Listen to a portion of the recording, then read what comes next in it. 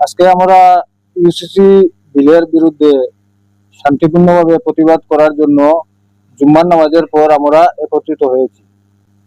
তো আমাদের আলিটিকর মসজিদে জুম্মার নামাজ পড়ে আমরা অভিন্ন দেওয়ানি বিধি ইউসিসি বিলের বিরুদ্ধে একটি শান্তিপূর্ণ প্রতিবাদ করার জন্য এই কর্মসূচি আমরা অংশগ্রহণ করেছি।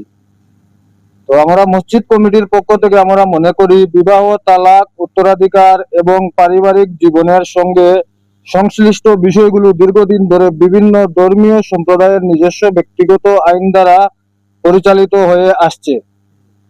এমন একটি গুরুত্বপূর্ণ বিষয়ে আইন প্রণয়নের আগে সংশ্লিষ্ট ধর্মীয় সংগঠন, আলেম উলামা, সমাজের প্রতিনিধিবৃন্দ এবং সাধারণ জনগণের সঙ্গে আরো বিস্তৃত আলোচনা ও মত বিনিময় হওয়া প্রয়োজন ছিল বলে আমরা মনে করি। আমরা লক্ষ্য করেছি যে ইউসিসি বিলের কিছু বিধান নিয়ে দেশের বিভিন্ন স্থানে উদ্বেগ ও বিতর্ক সৃষ্টি হয়েছে। সেই প্রেক্ষাপটে আজকের এই কর্মসূচির মাধ্যমে আমরা সরকারের দৃষ্টি আকর্ষণ করতে চাই যে জনগণের মতামত ও সংবেদনশীল বিষয়গুলো গুরুত্বের সঙ্গে বিবেচনা করা হোক। আমরা চাই সকল সম্প্রদায়ের ধর্মীয় বিশ্বাস, সাংস্কৃতিক বৈচিত্র্য এবং সাংবিধানিক অধিকার অক্ষুণ্ণ রেখে যে কোনো সিদ্ধান্ত গ্রহণ করা হোক।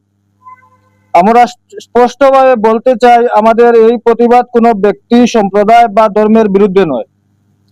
এটি আমাদের ধর্মীয় ও সাংবিধানিক অধিকার সম্পর্কিত উদ্বেগের শান্তিপূর্ণ প্রকাশ মাত্র। আমরা সব সময় শান্তি, সম্প্রীতি ও গণতান্ত্রিক মূল্যবোধে বিশ্বাস করি।